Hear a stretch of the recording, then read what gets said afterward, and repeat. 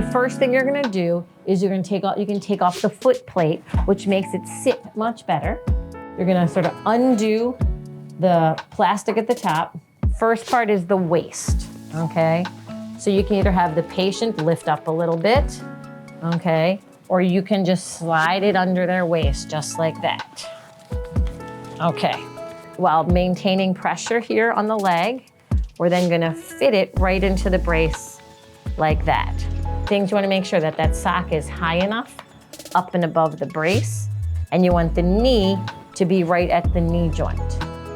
There is significant adjustability to the brace, and so what Dave is showing you is you can shorten or lengthen that to make sure that the knee fits right in the middle. So we're gonna work on the thigh at this point. These tongues are made of a softer plastic and they're meant to be trimmed. They come long. We don't want extra material hitting the back of the brace and wrapping too far along. So what we do is we just eye this up and we aim for about 3 to 5 centimeters of overlap inside the brace.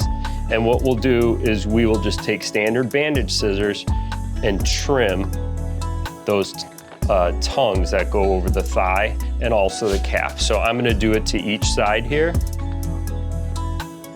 We now wanna come back and we're gonna trim as well the shin or the calf section. And you can see as long as that knee is in the right place, everything else should sort of fall into place.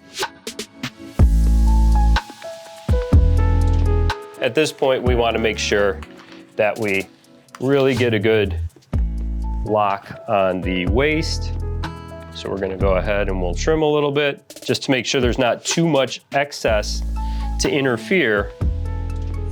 You can trim the foam as well. And once we have that, we just wanna make sure it goes inside. The waistband is very soft, so you wanna make sure you really get a nice snug fit there so they can't move around.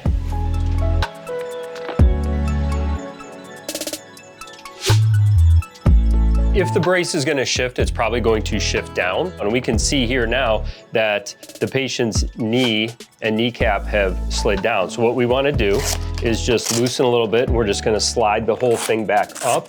And again, we're gonna key off the knee. So I'm sliding that brace up and we can see now how I'm in a better spot.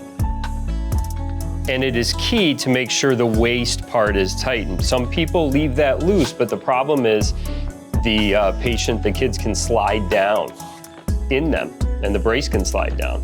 So always keep that nice and snug.